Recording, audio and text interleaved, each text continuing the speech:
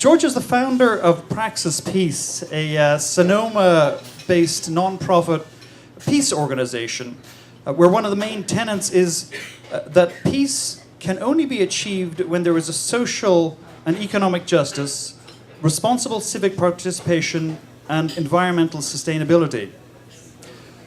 Over the past 15 years, Georgia has hosted multiple conferences here in Sonoma and internationally, designed to investigate and promote the economics of peace. She is working tirelessly to further the ideas behind Mondragon and is one of the very few people who are invited to lead annual educational tours to Mondragon. Again, this is the first in a series of talks on economic alternatives for us to consider. We are fortunate to have here in Petaluma one of the best examples of a highly successful cooperative, Alvarado Street Bakery. And their CEO, Joseph Tuck, will be presenting on Tuesday, November the 27th here at Aquas Cafe. So for updates, please be sure to sign the sign-up sheet and we'll keep you informed. So after the presentation, we will have time for Q&A. We're also, you notice here, we are filming this for broadcast on Petaluma Community Access Channel. And so with that, please a warm applause for Georgia Kelly.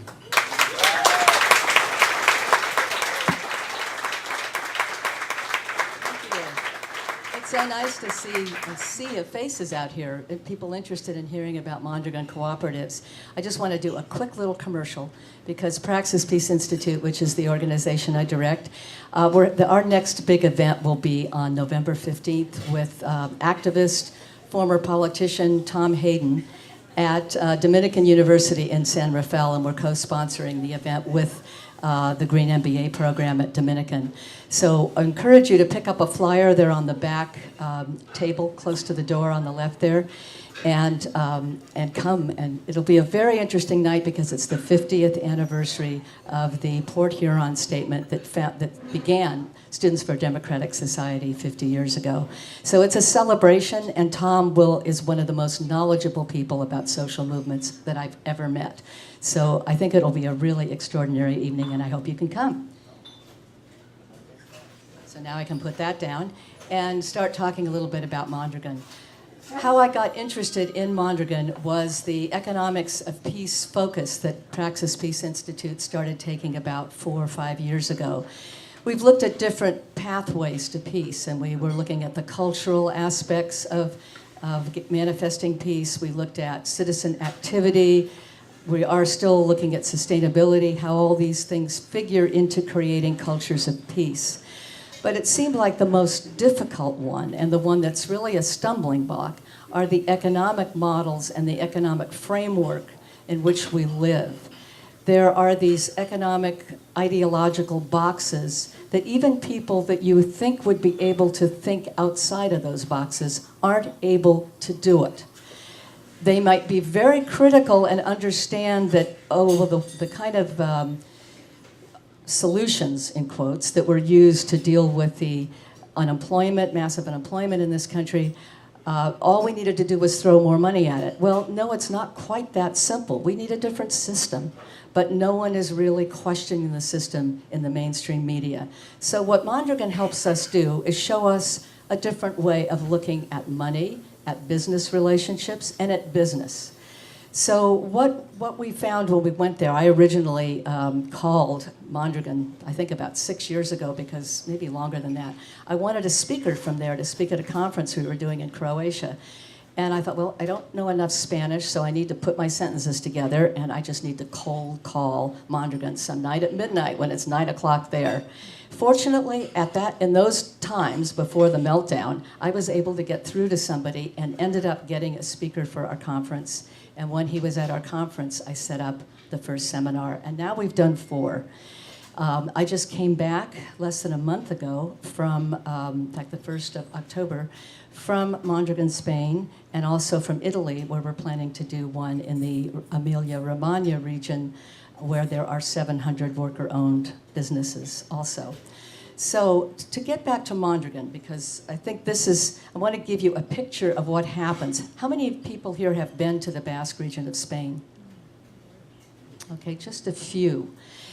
So let me tell you what it looks like. When you leave the airport in Bilbao, because that's where you arrive, and you start riding to Mondragon, which is about 45 minutes away. We have a bus that brings everybody to our hotel there. And when you're riding down the freeway from the airport to Mondragon, you realize, well, first of all, there are no billboards anywhere. They don't do billboards. And so the scenery is unobstructed and beautiful. The roads feel like they were paved yesterday. They're so perfectly maintained, no potholes. It's really an extraordinary environment, and it's beautiful. It's not marred, it's not destroyed. It's just a very beautiful physical place. So that ride, when I first arrived for the first time in 2008, I was amazed. I had no preparation for what it was going to look like and how well it's maintained. And it doesn't take long before you realize this is the most prosperous area of Spain. And as I read in the Wall Street Journal last weekend, or just before last weekend, the writer, and this shows the blind spot of people, the journalist who was writing for the Wall Street Journal was in the town of Mondragon as he was writing this article. It says Mondragon, that's where he was. And he says, this is a very interesting area. It's one of the wealthiest areas in the entire European Union. And he never mentions the cooperatives. I mean, it's just mind-boggling how you just don't see it if you don't know how to look for it. And here he's in the town that's named for the Mondragon Cooperatives. So to me, that's another interesting example of how we don't see what's not in our framework. Probably didn't think it was important. So what Mondragon has created, and when we get there, we've done the 4 seminars there, I want to back up and give you a little history of how it got created. In the 40s, I guess it was the late 40s, there was a Catholic priest who was highly educated, PhDs in sociology and I think philosophy. And he was being sent to this small little parish in a town called Mondragon that was completely impoverished. What you have to realize is 60 years ago, the Basque country was the poorest area of Spain. Today, it is the wealthiest area of Spain. So it's just flipped 180 degrees. And the main reason it's flipped is worker ownership. There's just no other factor that comes close to that as having changed the landscape. Now, when I say it's the most prosperous, I don't mean their mansions and their all kinds of luxuries. No, there isn't really any of that. You don't see mansions on the hills. There are no mansions. People live middle class. There are gradations of middle class, but it's all middle class. There is no poverty. No one's living in the streets. No one is without. But what you have to equalize to get that is you don't have this 1% up there draining off the money from a large section of the people in the area. They understand this, and I think a lot of areas, especially in America, don't understand that equation. I did hear one speaker at a conference I spoke at recently say, well, there's no disconnect. You can have great wealth and you can have peace. Well, no, you really can't. I really don't believe it is possible to have great wealth and peace. They are opposed because their value systems are very different. And that's what I want to get into with Mondragon. This Catholic priest had vision. First, he didn't want to be sent to Mondragon. He said, what am I going to do there? I mean, these people aren't educated. It's a very poor area. I've been prepared to do all kinds of other work. And finally, they didn't listen to him, and they said, no, that's where you're going. So he ended up going there, and it didn't take long before he figured out, okay, I've got work here. And his work ended up being to educate the people in that region, first to educate them for skills so that they could actually have skills that would give them work, because it was a very high unemployment in that area at the time. Then part of that education was the ethics and the psychology and the sociology of worker ownership and cooperative working. So they're learning skills at the same time they're getting this philosophy of cooperation. And they were put together in this polytechnic school, he called it. So those are where the first worker owners came out of this school. And the first business was opened about 60 years ago in Mondragon. And it was, I think, 3 or 5 worker owners who had been part of that school formed this worker-owned business that made parts for a larger industry in Bilbao. So that was the beginning.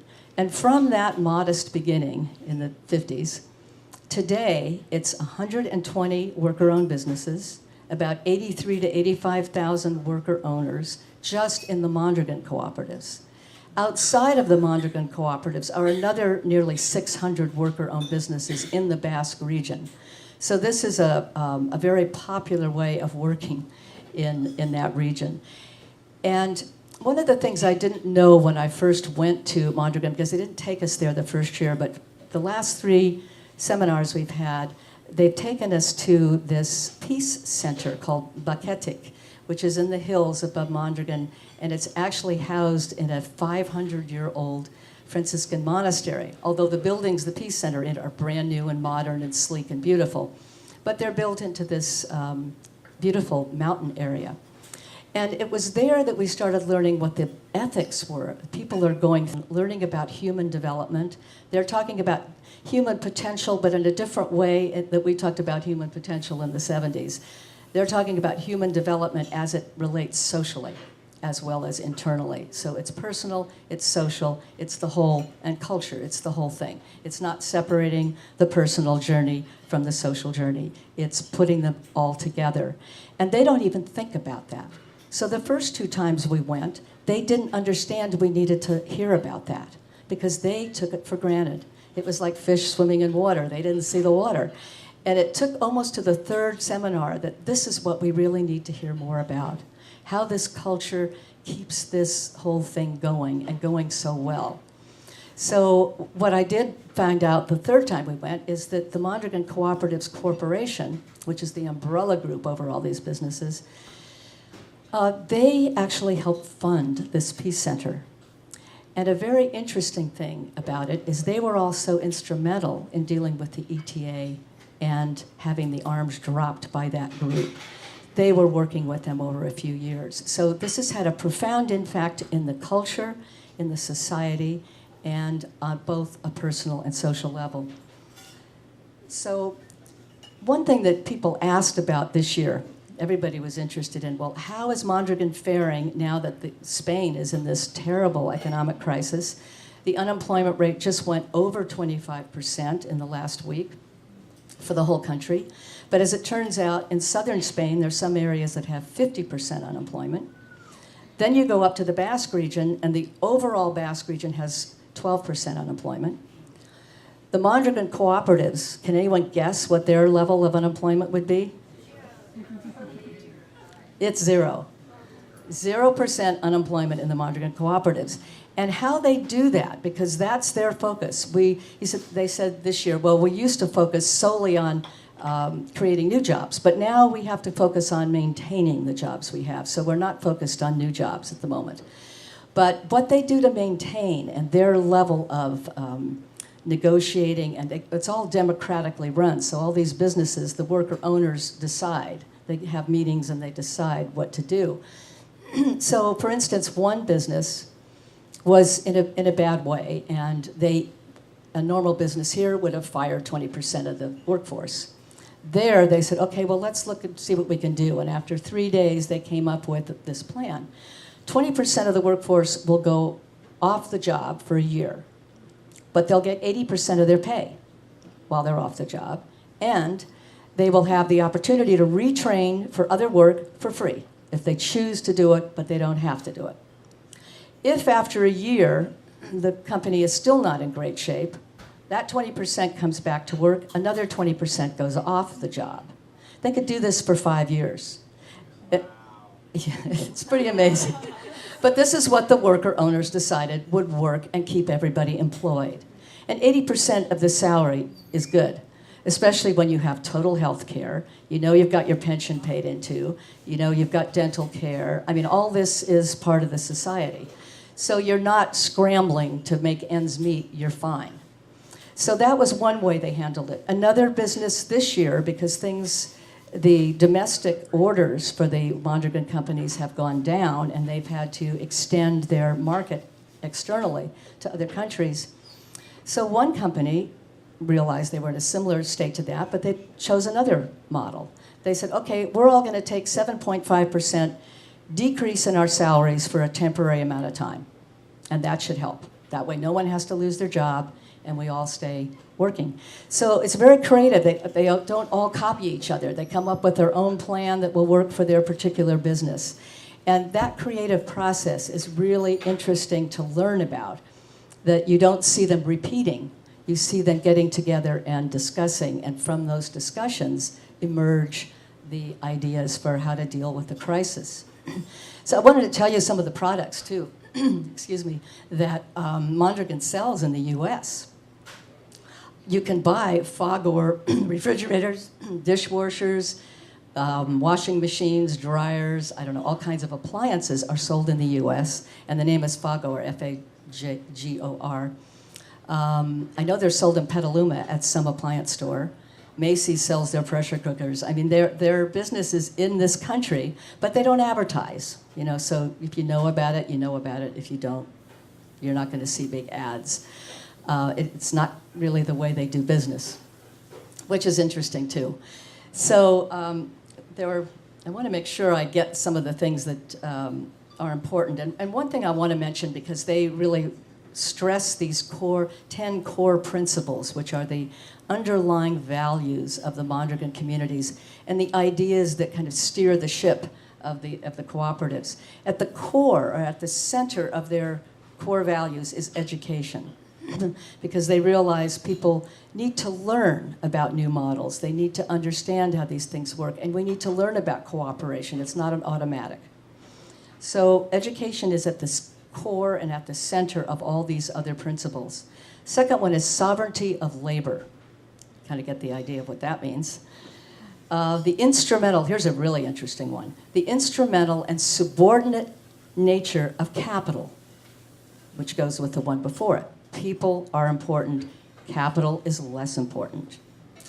Democratic organization, as I've already mentioned. Open admission, which means anyone can become a worker owner there if there's a job opening and if you fit the criteria and if your ideas are aligned with the Mondragon philosophy.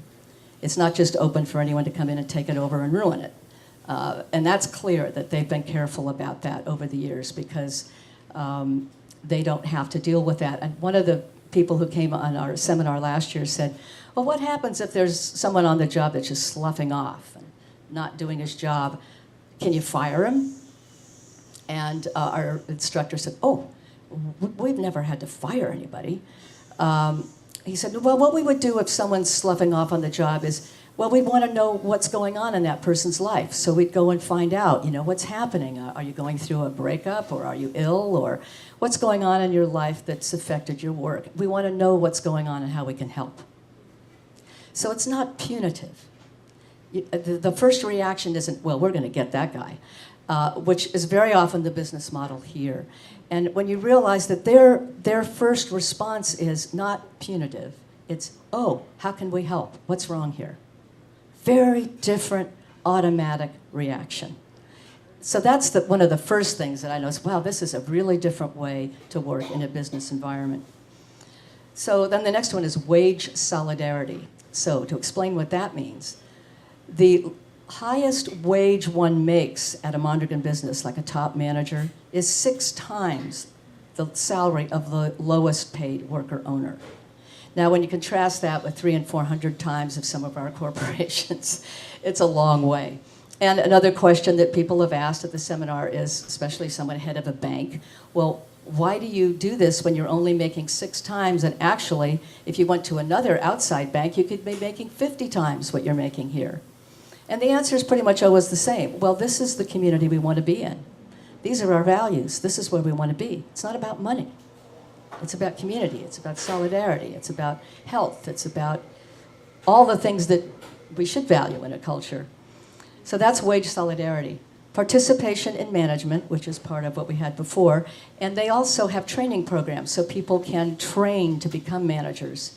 And there's usually always a training program like that going on when we're there. Intercooperation, which means the cooperatives help each other. And how they do that is, I didn't mention this, another way that the cooperatives deal with downsizing. Sometimes there might be maybe 5 people who are really no longer needed in a business. Because of the intercooperation, there will be another business in Mondragon that can take those 5. So they work that way. The businesses work together to make sure everyone stays on the job. Universal nature, which means they want to connect with worker-owned businesses all over the world. And then here's the last one, which I find really interesting. Social transformation. That's one of their core principles, is to transform the society. So, how they've managed to not only survive this economic crisis, but really in a way thrive in it, is the culture they have created in this region. It's not just in the town of Mondragon, it's all over the Basque region. And you see it everywhere you go in that region. Some of the businesses they did, I know one woman asked me, well, why are we going to the Guggenheim Museum? Which, of course, is gorgeous. And I thought, why would anyone ask that? But they take us there every year. And one of the reasons is, well, the art is one, but also the museum was built by a Mondragon worker-owned construction company. And they're also, this is another really interesting thing which I learned this year, there are Mondragon workers and Mondragon equipment at Ground Zero in New York, working there. So there's a lot of interesting things going on that we don't necessarily hear about if we're not going there. They're not written about here. Let's see.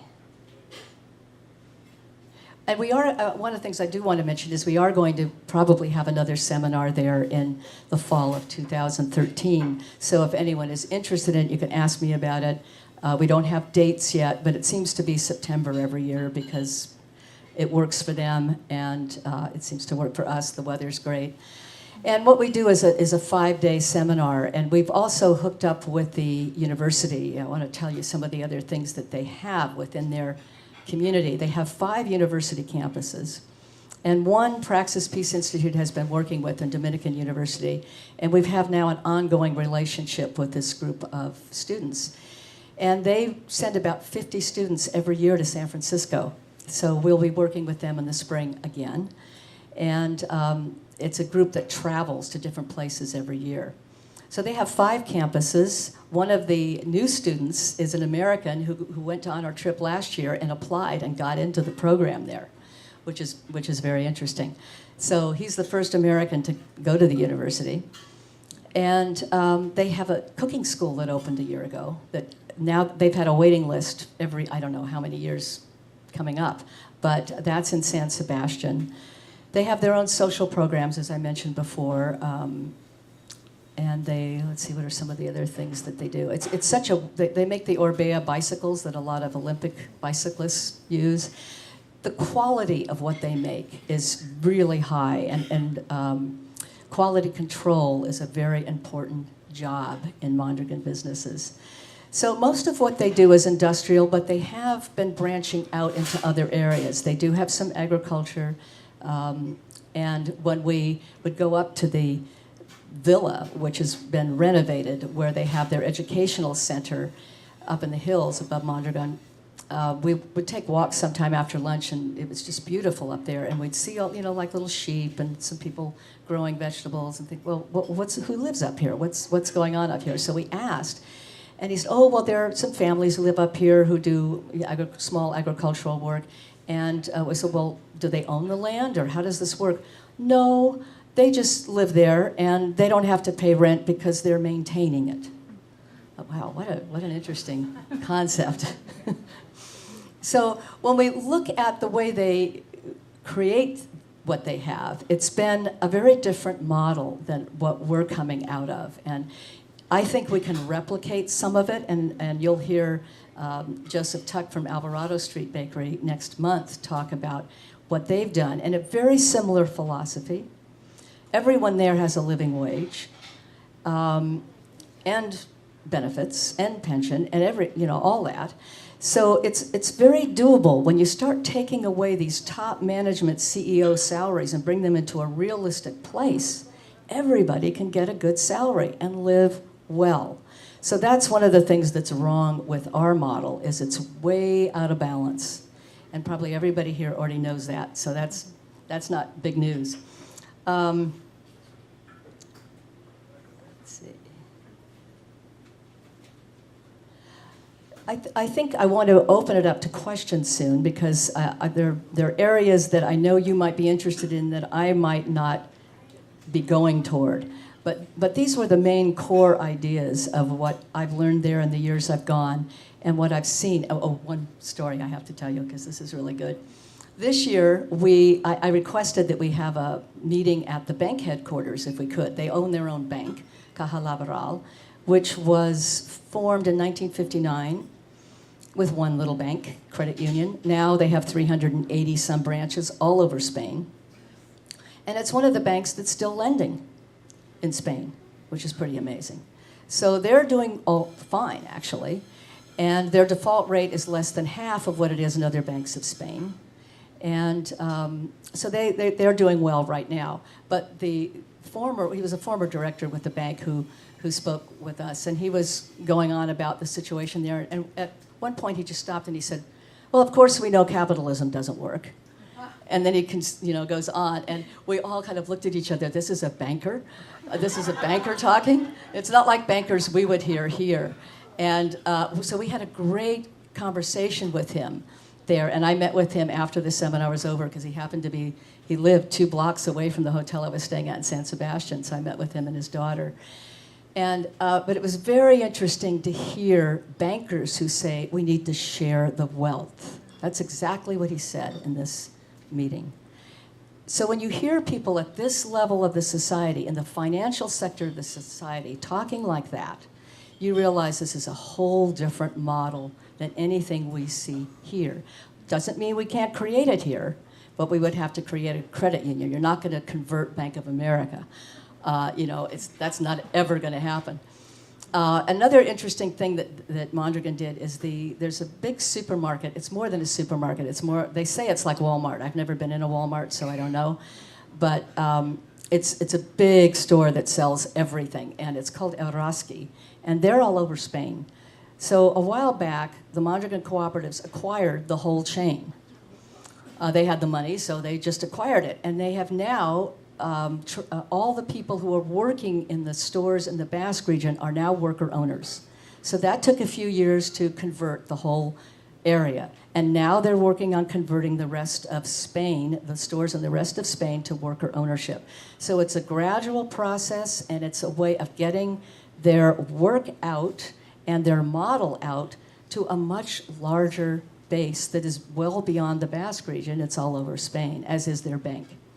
So there are things, and they're doing things in developing countries, and they have a lot going on in other parts of the world. So they're still very healthy financially, but concerned because the euro could disappear. I mean, a lot of things could happen that we don't even know yet.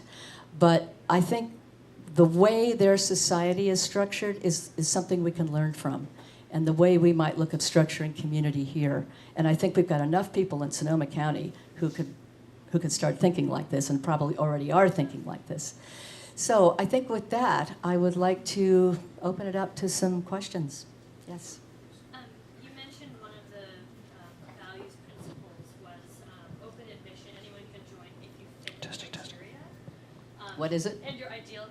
Yeah, so open admission was your 5th principle. Mm-hmm. And you said if they fit the criteria and the ideals match. And I'm wondering, what specifically is that criteria? Well, I only know part of it. I certainly don't know all of it because I haven't applied. But I did meet one of the young women who speaks to us every year, or at least the last 2 times we've been there, came on a trip like we came on. She was from Mexico, and she ended up getting a job at the Mondragon Cooperatives, and she's now one of the people who teaches the seminars that go through there. She's about 30, I think. So, but some of the requirements are, one is that there has to be a job that they need filled. Right now, that's probably not real likely to happen, until this crisis is a little further down the road. It could happen if there's something they specifically need. The other is the fit between where your thinking is and where the Mondragon Cooperatives thinking is. It's like they're not open to being taken over by normal capitalist business or people who think like that. So that isn't a way, people can't get in with that goal. And they determine that, and how they determine it, I don't know. The other is when you become a member owner, you have to invest 14,000 euros. Now, very few people just have that to invest. So they give the new worker owner a 10-year loan without interest. So you have 10 years to pay it with no interest due. So that's how you become a worker investor into the Mondragon Cooperatives. That's as much as I know about it right now. Yeah.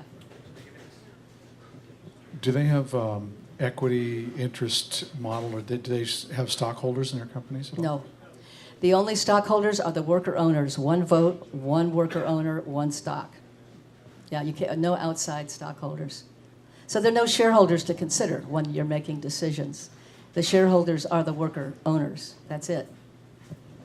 What about currency? Do they have their own currency or You know, one of the people who plans? came on our trip asked about that the first year, and they said, well, we haven't seen a need to have it. Maybe they will.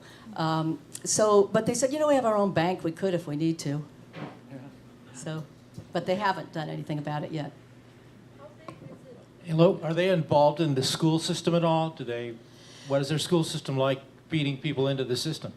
You know, this is interesting because some of the elementary and high school, I'm not sure what their participation is in that, like in Mondragon and some of the other towns around there.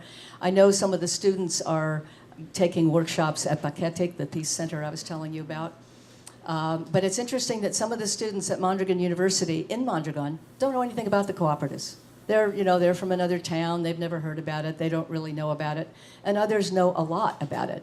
But it's not something that you hear a lot about if you don't know it. It's like I mentioned before, they take it for granted. And one of the reasons they're I think used to being quiet about it is that they not only survived but grew during the Franco years. And they did that by low profiling what they did. And although Arizmendi, the founder, the priest I mentioned, was in jail, Franco did jail him for a while, but he got out. But they learned to keep a low profile. But they continued to grow all through those years. But fortunately, after Franco was no longer a problem, they actually grew a lot more. So since maybe 1980-something, especially in the last 20 years, it just changes all the time. And they tell us, every year we go there, they say, well, 4 years from now, 25% of the products or the services we will be offering don't exist yet. So that's how much change is going on there. So where's the mic? Oh, and then I'll have you come up here, John, after. So to what extent are strategic decisions left with upper management versus going to the entire ownership on voting issues? So like how is it decided what types of issues come to a vote versus letting managers do their job? And as a follow-up, at what criteria are used to determine use of profits towards, say, opportunities to expand or grow the business versus paying out the owners? Okay, I'm not sure I understand this. Let me do one question at a time. Go back to your first one. How are the decisions made? How are decisions made? Okay. And yeah. Yeah, well, the decisions, the managers are mostly managing the business on the floor. They're not necessarily making all the decisions about what the business is going to do. Like when it comes to the worker owners, if they need to downsize, that never will be a managerial decision. That will be the worker owner decision. So there are things that affect their actual livelihoods are going to be made by the worker owners. The managers are more in a role of not making those kinds of decisions. And I just had to deal with this today because I'm writing an article for a magazine, and they wanted me to bring in some of the problems that I can address some of these problems or concerns people have. And one of them was, well, why don't you have access to the worker owners? Why haven't you asked any of them these questions? And I said, well, they don't want to be interrupted at their work. And the assumption was that their manager or people on top were saying, no, we don't want outsiders interviewing our worker owners. Well, that would be the American model. It is not their model. The worker owners are not in the PR business, they're working in their business. So they don't want all the interruptions of people asking them questions, even our groups going through. So that's one, they make most of the decisions about what's going on with the workplace. The managers are dealing with the actual job at the factory or the plant or whatever. Your second question, I didn't quite understand. And So just to follow up on the first one, it seems like that there has to be a strategic vision of some kind in terms of, okay, we make refrigerators. Do we want a new compact model next year? Do we want to expand into microwaves? So are there people in management like proposing these things and Yes, it comes to yes. a vote? Yes, there are people in management proposing these things, Okay. absolutely. And then the follow-up is, at what point, or how are decisions made about reinvesting profits into the Okay. company versus paying out the owners or individual worker owners that feel like in their situation in their lives they need a payout? People stuff can like leave. that. People can leave and get their payout. Whatever's in their pension, they can have. The money they've put in, they can take. It doesn't happen very often, let me tell you. Most people are not looking for a payout. Some businesses leave. Like there was one business that did leave. They make buses. They make beautiful buses. In fact, we ride in them. They have pink buses and gray buses and blue buses, but they're really sleek and quite beautiful. They left the Mondragon Cooperatives. They're still a cooperative, and they may come back. But right now, they're not in the cooperative, and they were able to leave. There isn't any problem with doing that. How the mechanism works, I don't know. But I know that they make these things work. If people don't want to be there, they can leave. There's not a... it's just a very different way of relating. I can help a little bit with that in the decision making. It's a consensus process, and it's all from the bottom up.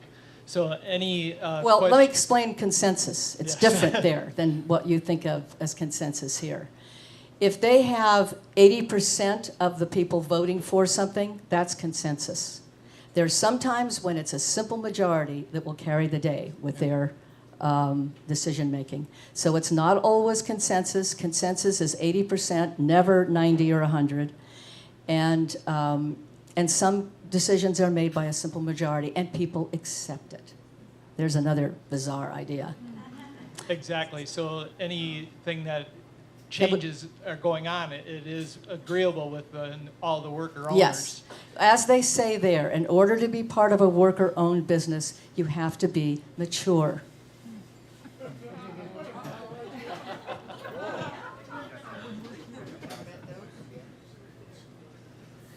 Can you? So it's not about ego.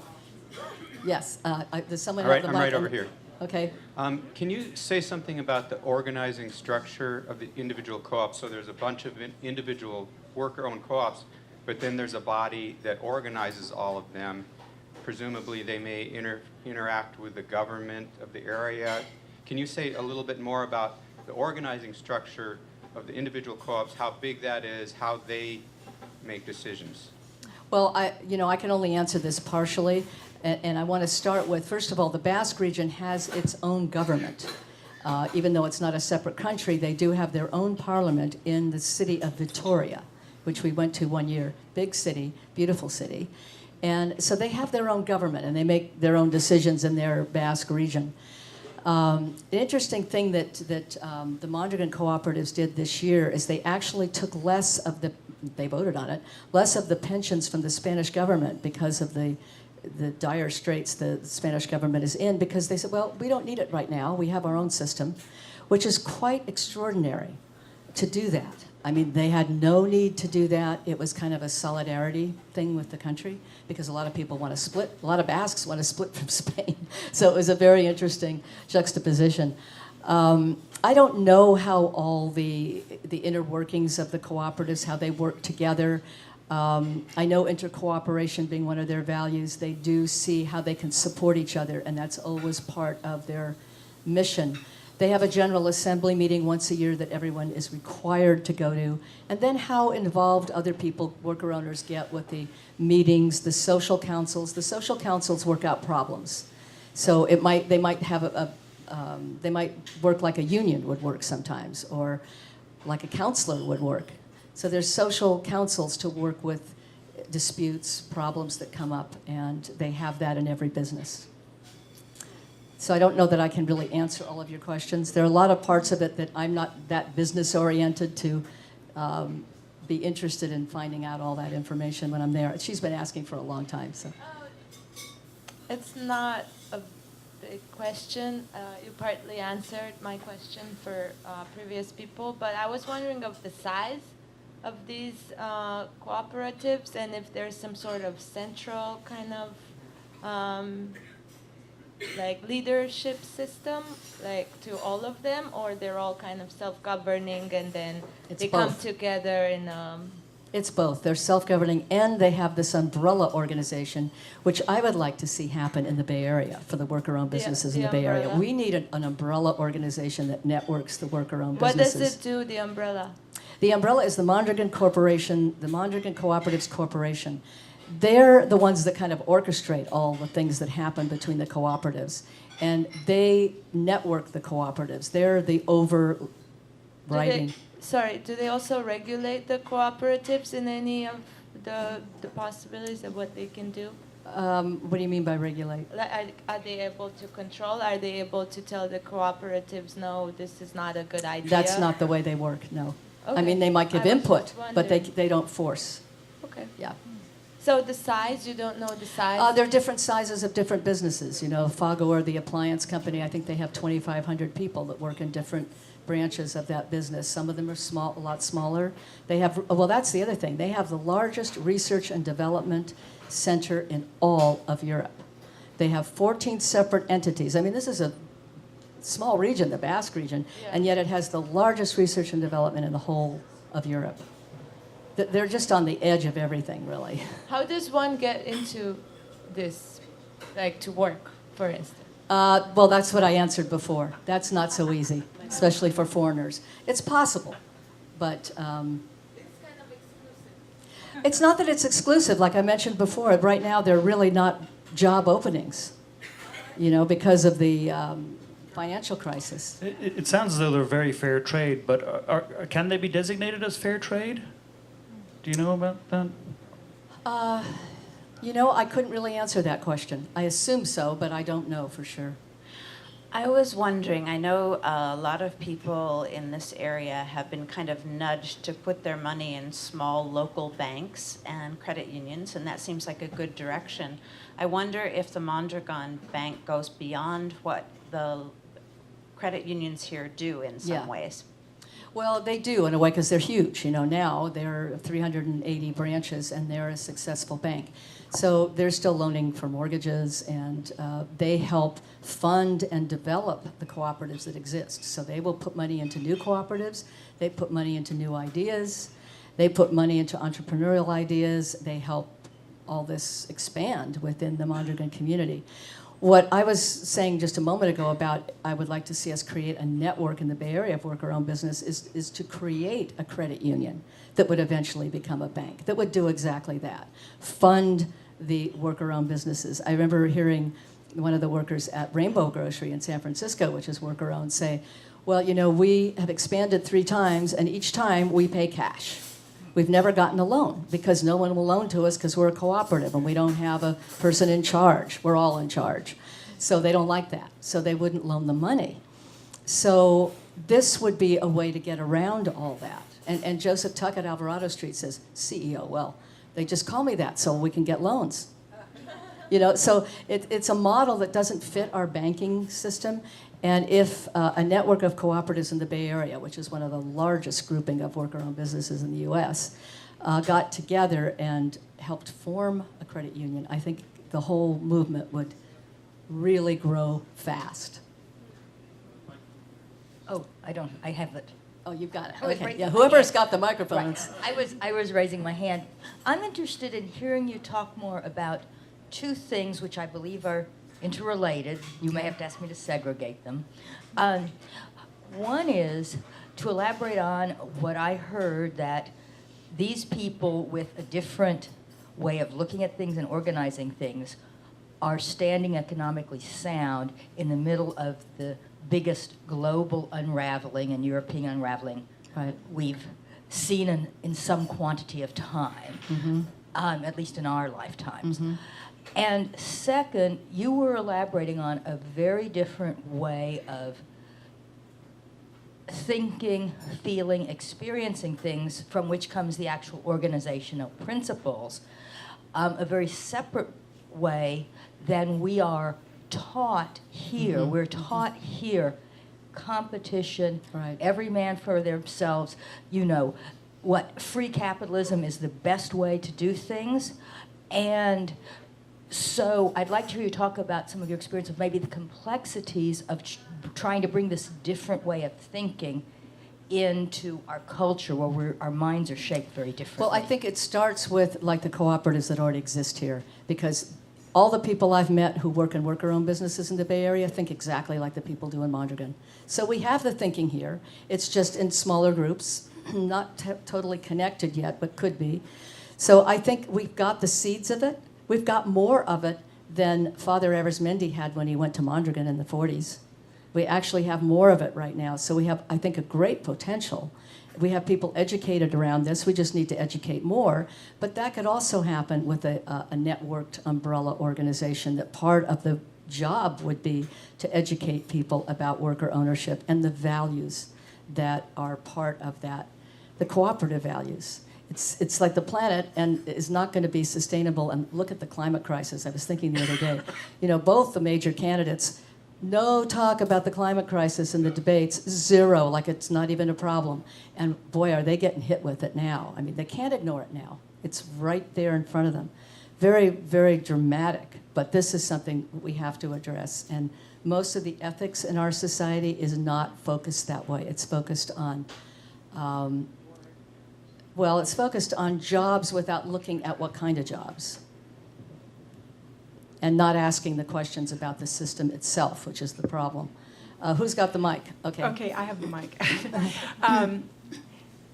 I don't really have a question, but it's kind of an observation. And well, there is a question here too. You talked about the Center for Research and Development, and I guess I would like you to expand on that a little more. Like, what do they do? And here's what my thinking is.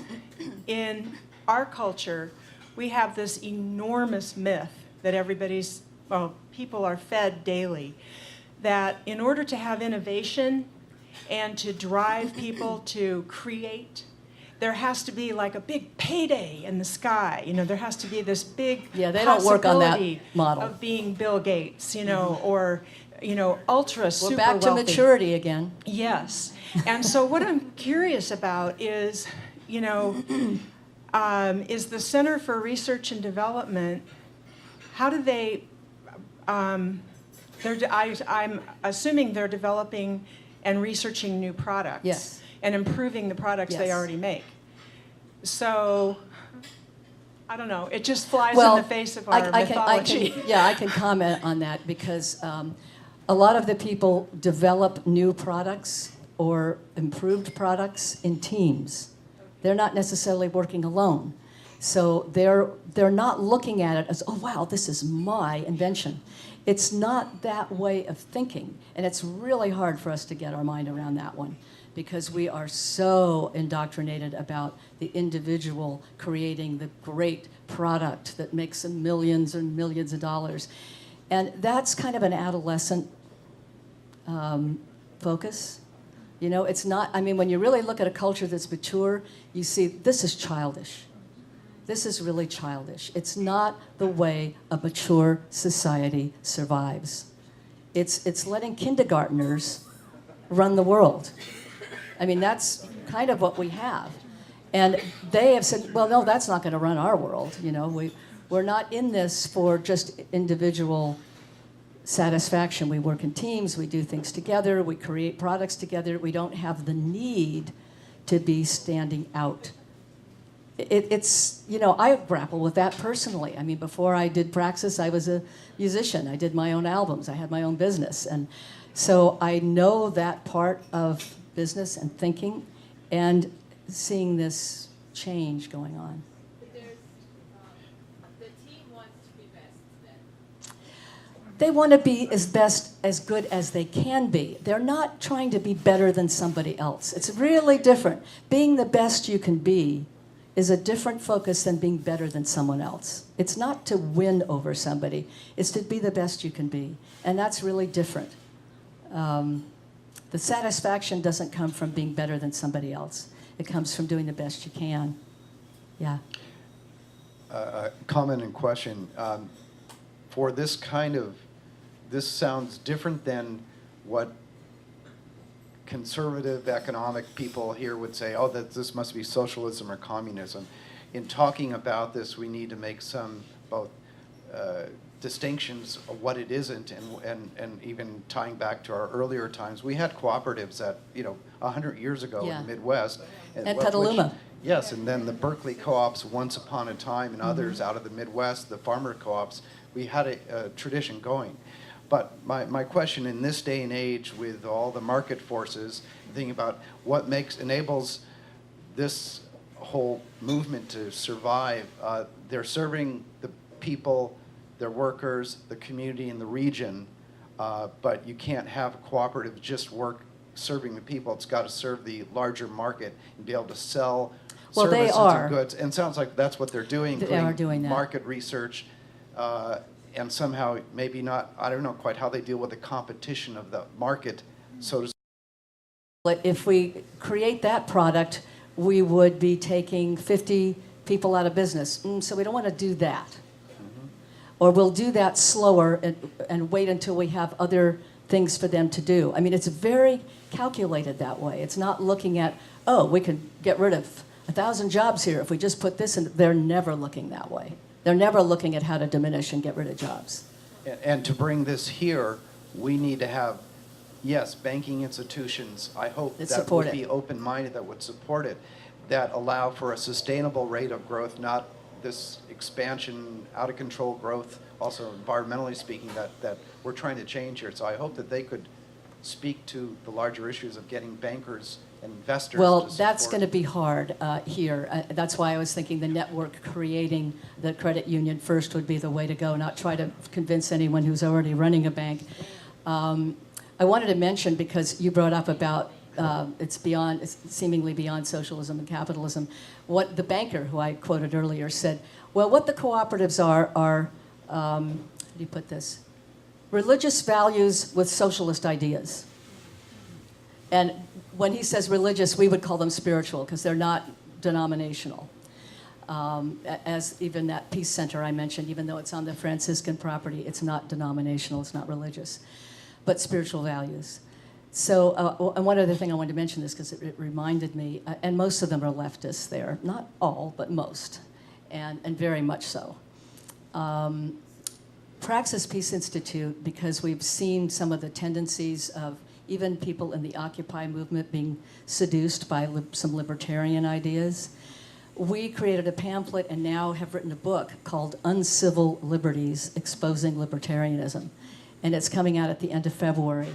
And so we'll be having a whole thing in Sonoma when that comes out. But it basically deconstructs these ideas in libertarianism that are seducing the unsophisticated, basically, who say, oh, they're for legalizing marijuana. Well, they must be good. Well, yeah, but they also think the climate crisis is a hoax. So you have to kind of look at the whole picture, which people tend not to do. So we thought we need to, that too. We need to address this. So we did. 6 of us came together and did a cooperative book. So, yes. Considering Mondragon's beginnings, do you have any observations to make on religion in the Mondragon community today? Yes, I've actually asked about that, and most of the people in the community are not, even though they were probably raised Catholic, because that's the religion of the region, they are not practicing Catholic. Some will maybe go on Christmas or Easter, but they're not, most of the ones I've met aren't churchgoers. And they're kind of like a lot of us. I mean, they have the spiritual ideals, but they're not into the form and the dogma and the beliefs and all that. So they've kind of gone past that sort of need. And so it doesn't play that big a role. in the community. But it's a support. So I have many questions. One question is the relationship then between the people, the locals who are not in the Mondragons and the others, and it sounds like it's almost gaining people through attraction, not by seeking out or selling the idea and the concept. Yeah, they're not selling the idea. They don't do PR. It's a little underground or Yeah. just modeling or something like Yeah, that. But what is the relationship then with the communities of Well, people that aren't labor workers? You know, I can only answer that partially because I don't really know. I don't live there, and I think I'd have to live there to know that. Like I said, there are people in Mondragon who really don't know much about the cooperatives at all. You know, they're maybe working in a small mom and pop bakery or a little shop, and they're just not that aware of it. Other people are very aware. So I don't know that there's 23,000 inhabitants in the town of Mondragon, so it's small and it's a beautiful little town. It's actually quite lovely. They even have, I don't know if I told you this, John, but they even have Kilkenny's Irish Bar, pub. Kilkenny's Irish Pub in Mondragon. No, so there are people from all over who actually live in Mondragon. There are a couple of people who run, they're somewhere in the Middle East, I can't remember what country they're from. I actually know they're from Pakistan, and they have the best falafel restaurant in Mondragon. It's just fabulous. So there's a nice mix of people there. I just have a quick question about the social contract. Do they depend on the Spanish government for their health care? No. Both physical No. and mental health? No. Okay, could you explain? Well, they have their own system. That's why I said they said we don't need to take as much money from the social system in Spain because we have plenty in our own system. So they have their own pension system. They have their own healthcare system, and they're very, very good. I mean, they have a whole insurance business that's worker-owned that takes care of the social needs. And you know, one of the things that one of their new products is they came up with building furniture that is helpful to people who are old and don't have the same mobility they had. So they're creating furniture that allows people to live, you know, as if they were younger because it's helpful to them. They don't have to go through the same kind of emotions, I guess. So they're always looking at improving the quality of life. And you know, one year we were there, I guess it was the first year, and we're touring this plant. We're looking at the appliance plant, and we're inside the industry, and Mikhail, who's taking us around, keeps talking about security. And you know, I'm looking around, well, where are the guards? And I didn't see any guards. So, and everyone's kind of, what does he mean? We don't see any security. And so finally I said, Mikhail, we don't really know what you mean by security because we don't see any guards. He said, well, security, worker safety, of course. We had a totally different mindset. Oh, that means guards with guns, you know? No, that's not what they meant. Okay, back here. Yes. Can you talk a little bit about how environmental issues are addressed in the decision-making process? Because we hear so much here that, well, you know, if we go further than the minimum we have to, it's going to make us non-competitive, and a lot of it's greenwashing here Yes, as well. of course. So can you talk a little bit about how that's addressed? Yeah, that's become much more, that's something they're talking about a lot more now than they were when we first went there. Part of it is they work pretty sustainably without even trying, because that's kind of the model, just like I mentioned, how they're not going to downsize jobs, they're going to be really careful. The air is pristine there, so obviously they're not doing anything that's harmful to the air. So is the soil, and you can tell by looking at the area how they've respected the land and the place. They only have 4 agricultural businesses, and they are small, so they're not big farms like, you know, what's the name of that chicken farm that's so huge and awful? What is it? Okay, whatever it is. I don't eat chicken, so I don't know, but I do know that there's one that's awful, and they feed them antibiotics, and they walk in their own droppings, and God knows what all. They don't have any of that, so they're very sustainable in that sense. It's small, it's manageable size. You know, it's like when you get into this mega corporation thinking, which they don't do, it changes the way you have to operate. They're not operating in that mindset or in that size set. My question is, there's a town of Bilbao, and then a town of Mondragon, and then a town of San Sebastian. Yes. And so and lots of other towns too. And so, what portion of those people are Basque? And most, but there are people. And what proportion are involved in the cooperatives versus aren't? And is there prejudice about the Basques? There's not many non-Basques in that area then? It's primarily Basque. Given the violence, I mean, I know there was a lot of violence. That's gone. In earlier years. Yeah. So is there prejudice against these cooperatives as well with lingering the violence? Well, first of all, no. Most of the people in that region are Basque, but other people have moved in from other parts of Spain, from other countries. And what's interesting that happens there is a lot of people become sort of Basque-like. They bask in the Basque culture. You know, it's like they like what they find, and it's nice to blend in with it. And that's what tends to happen to the Spanish people who move in there. And that's what they've told us there too, and I've seen that. Places like San Sebastian and Bilbao now, Bilbao really got a facelift because of the Guggenheim Museum, and Gary wanted it built in that town because it had been a huge industrial town and primarily worker owners. And that was his idea of helping this area, put some focus on the area.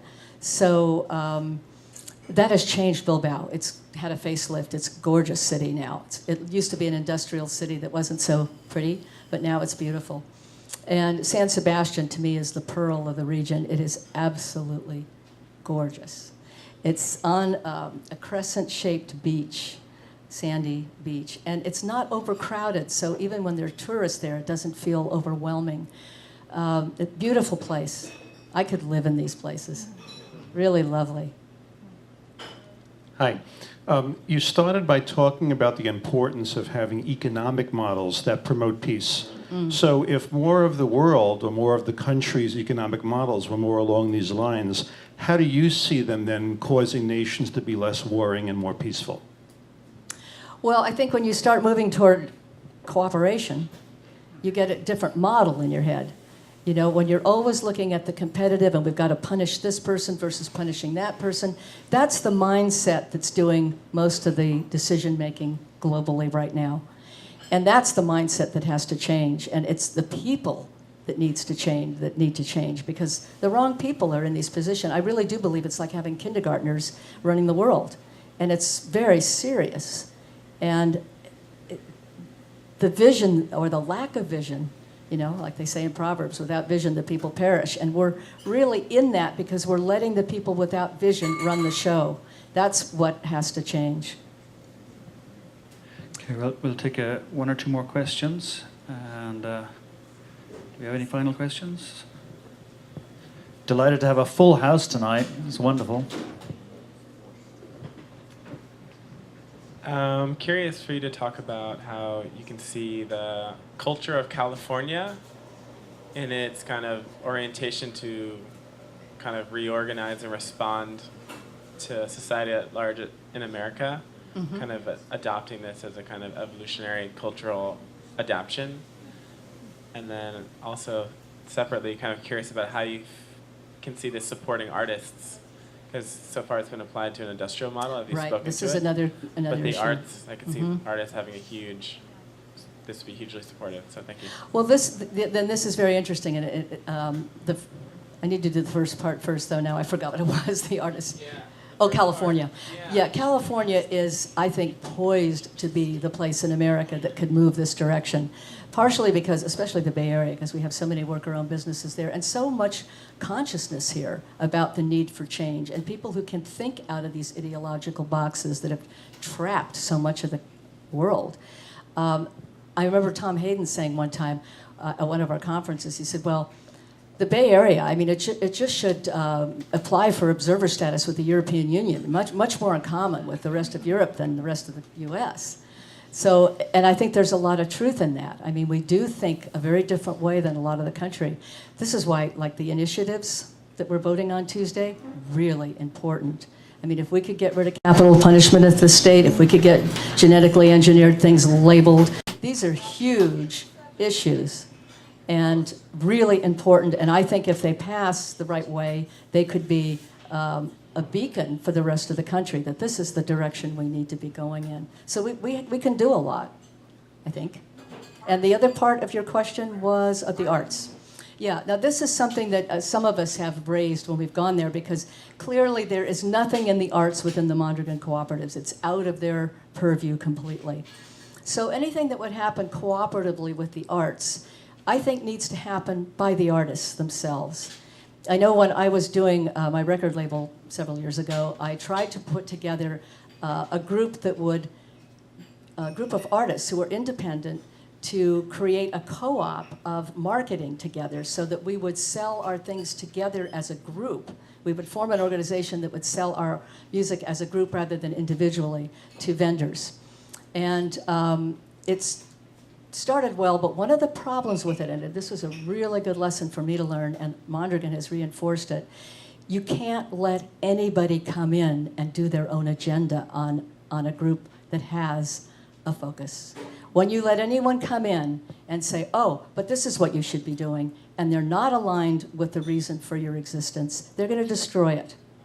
And that's what Mondragon has been so good about, not letting someone come in and destroy. And it's what I learned with that group is we let one person, destroy the group. So it's very important that the people who come together to do these things are aligned in purpose and focus and mission, and that they're mature enough to not have their ego concerns be so important in the group. And that's a hard one too, especially in our culture. So it's a good lesson. And artists, are so used to doing things on our own on some level that it is a discipline. But when you've practiced a lot, you have a discipline. So. Any criticism in terms of Mondragon that you read about? Yeah, there are some, but that isn't where I want to go with this. But that's okay. Criticisms of Mondragon. There'll always be people who criticize everything, so it's just not where I want to focus. Are we? I do just have about one done? more, if that's okay. One more question over here. And then I think she'll finish. Okay. I just really quickly to kind of dovetail on the question about strategic management. I'm just still curious, and I'm going to press you a bit more for some details about how to manage what can be the curse of decision by community, because I'm certainly, even in the corporate world, when there's decision by community, it can either be waylaid to the point where it's deadened. Yeah, and I thought I answered that question, but maybe. I guess I'm just curious as to how they actually organize. I might be best at creating engineering processes, and you might be best at strategic decisions. And so, who's actually holding, not just generating the idea, and not just a communal vote. You mean who's facilitating? Yeah, and I guess who's actually maintaining the strategic vision of the organization. People are trained for those jobs. People train in the Mondragon Corporation. They have a whole educational training program. People train to do those things. The meetings are efficient. And as I mentioned before, when you're looking for a consensus that would be 100% or 95%, that's unrealistic. And they know that. Yeah. So they'll say, okay, consensus is 80%. But not all decisions have to be consensus. Some can be a simple majority. So they're reasonable about how they set things up. I mean, there are a lot of organizations I've been part of who say, everyone's got to agree or it doesn't fly. Well, that's absurd. That's really absurd, and it will never, ever happen. They don't work on models like that. They work on models that work. So that's why, that's not going to happen in the way we might think it. I have never been in on one of those meetings, so I can't. Sorry. So did we have one more, or are we done?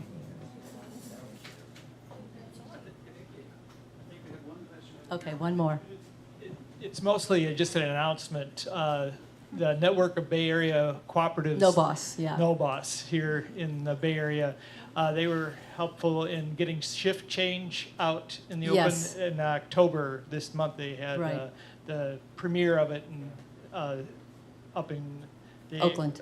Up in the Oakland area, and I would really highly recommend that people look for this, and I'd like to get it presented here in the. It is going to be presented here because Praxis and I had a very direct role in that film being made. It took a year and a half actually to get all the permissions for that film to be made. And I know the filmmakers. So we're showing that movie, Shift Change, in Sonoma at the Sebastiani Theater on January 28th. It's a Monday night. So we've got it. And we'll have a discussion after, and yeah, it'll be a fun evening. And what they've done, when they wanted to make the film at Mondragon, they said, okay, you can come here and film, but you need to also focus on American cooperatives. It can't just be about Mondragon. It has to be in your own community, too. So it's a really great film. Thank you for bringing that up. It's called Shift Change, and it's about worker-owned businesses, a lot of it about Mondragon, and a lot of it's in Spanish with English subtitles. So, yeah. Well, wonderful. Thank you very much. Let's have a big round of applause for...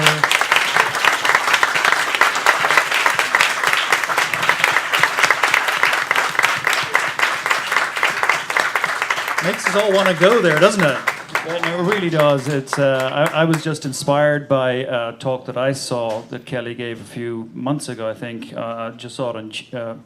Georgia gave on YouTube, and it really just made me think about when we start companies here in America. Well, the first thing we think about is, well, what kind of a corporation is it going to be? Is it going to be an S Corp or a C Corp, or everybody's excited about this B Corp thing? And we don't think about corporations. And I think what we've got to do is start changing our mindset. And I think that tonight was I think a change for me, and hopefully a change for you, to broaden our vision, to see what's out there, what are the possibilities that are out there, to create a new society. And again, I want to thank you very much. That's part of what the agenda of Aqua's Community is. It's to bring people together, to think of new ways of looking at economics, of social and should I say it, political? But absolutely, definitely. The next thing I want to tell you about is Joseph Tuck. He's going to be here on November the 22nd, same time, same place, 27th. Did I say 27th? 27th. 27th, thank you very much. Before you go, do please sign up. We have a sign-up sheet down the back. We've also got some information from Praxis Peace. Yeah, absolutely. I do hang out. Now, one of the interesting things about gathering people of interest who are interested in this thing is we've got power here. Get to know each other. You should be talking to the people in front, behind, whatever, because this is what we've got. This is really what we've got. It's not all we've got, but it's power. And getting to know each other and the interest that you have in cooperatives is very powerful. Thank you very much. I'm going to give the mic back to Georgia. I just want to say one thing. We do have membership forms for Praxis back on that table, and if you become a member, we've got newsletters up here too that just came out. And one last thing I'll say about co-ops, because I have to add it. I went to Italy this year in the Reggio Emilia region.